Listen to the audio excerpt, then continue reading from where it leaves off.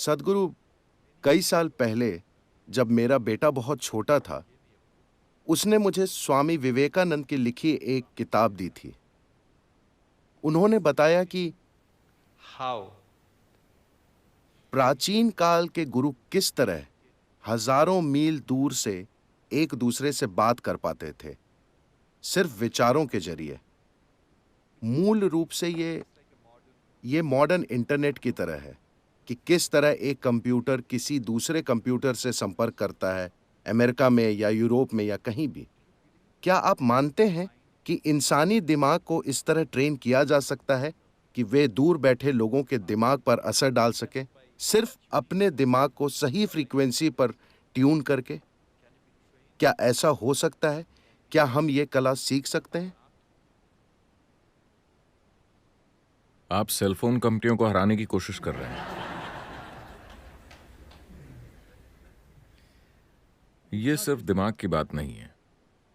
दिमाग या अंग्रेजी शब्द माइंड का मतलब आमतौर पर सिर्फ विचार प्रक्रिया से होता है।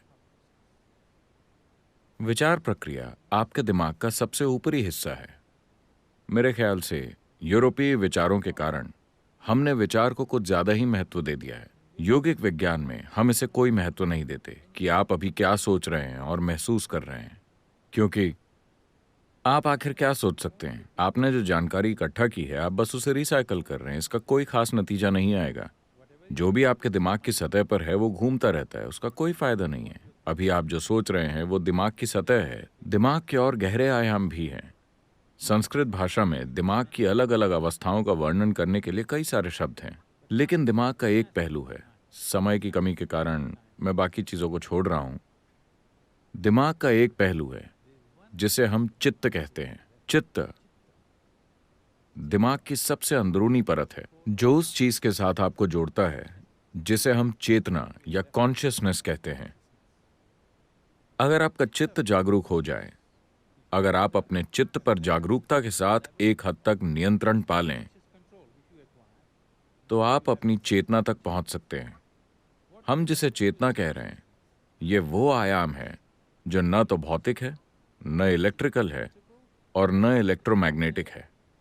ये भौतिक से अभौतिक आयाम का एक बहुत बड़ा परिवर्तन है। एक अभौतिक आयाम ही अस्तित्व का आधार है।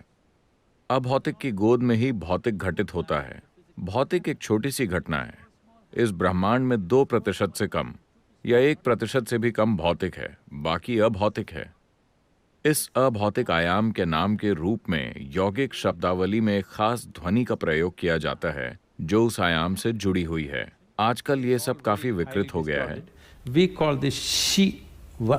हम इसे कहते हैं शिव, जिसका अर्थ है वो जो नहीं है। शिव यानी ऊपर बैठे किसी व्यक्ति की बात नहीं कर रहे हैं। हम एक ऐसे आयाम की बात कर रहे हैं जो नहीं है, मगर इसी आयाम की गोद में वो सब कुछ घटित होता है जो है। तो अगर आपका चित्त थोड़ा भी सचेतन हो गया, तो न सिर्फ किसी विचार को कहीं और पहुंचाने की आपकी क्षमता, बल्कि और कुछ भी भेजना भी संभव है। भौतिक स्तर पर कुछ भेजना भी संभव है। तो क्या ऐसा हो सकता है? निश्चित तौर पर। क्या हम अभी इन सभी लोगों को ये सिखा सकते हैं? सैद्धांतिक रूप से हाँ, मगर क्या ये उसके लिए जरूरी तैयारी करेंगे? ये एक क्वेश्चन मार्क है। एक बड़ी समस्या ये है कि हमारे एजुकेशन सिस्टम्स ऐसे हैं कि हमने अपने विचारों को इतना महत्वपूर्ण बना दिया है कि पहले तो उन्हें नीचे लाने में समय लगेगा। उन्हें ये समझाने में बहुत समय लगेगा कि उनके विचार मूर्खतापूर्ण हैं, क्योंकि हर कोई खुद को स्मार्ट समझता है, मगर ज्यादातर लोगों का सिर्फ फोन ही स्मार्ट होता है। क्योंकि आपकी विचार प्रक्रिया सिर्फ उन सीमित जानकारियों का नतीजा है जिन्हें आपने इकट्ठा किया है। अगर मैंने दुनिया की सारी लाइब्रेरियां पढ़ डाली हैं, तो भी ये बहुत सीमित है पूरी सृष्टि के मुकाबले।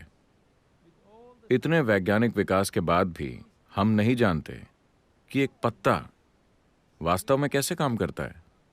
हम एक अणु को भी पूरी तरह नहीं जानते, इतनी सारी वैज्ञानिक खोजों के बावजूद।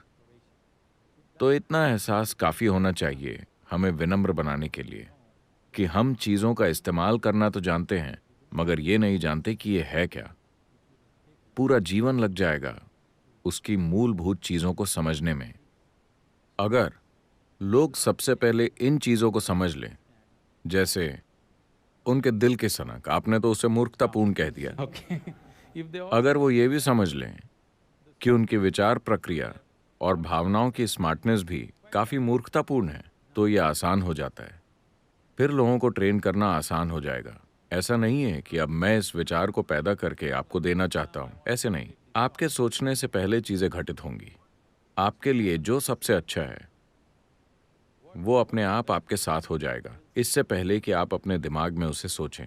आपको कभी सोचना नहीं पड़ेगा कि आप क्या बनना चाहते हैं। जीवन ही खुद को व्यवस्थित कर लेगा। हड्डियों के इस डिब्बे से परे की एक बुद्धि आपके लिए काम करना शुरू कर देगी। आपने सुना होगा कि रामानुजम और बाकी लोगों ने बस देवी के साथ एक खिड़की खोली और वो इतने बड़े मैथमेटिशियन बन गए कि आज भी वो लोग 100 सालों बाद भी लोग उनकी बातों को समझने की कोशिश कर रहे हैं। उन्होंने जो मैथमेटिकल कैलकुलेशंस दी थीं, वो ब्रह्मांड में ब्लैक होल्स के वर्णन का आधार है।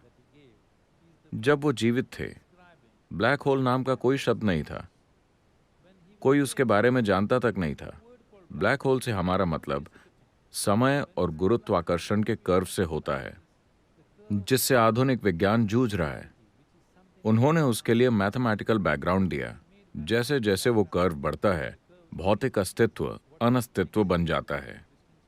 तो योग का अर्थ भी यही है। आप इस कर्व को इस तरह घटाते हैं कि जो बड़े पैमाने पर भौतिक होता है वो अभौतिक बन जाता है। अभौतिक होने के बाद समय और स्थान कोई महत्व नहीं रखते। जब समय और स्थान की समस्या न हो तो कम्युनिकेशन सहज ही हो जाता है।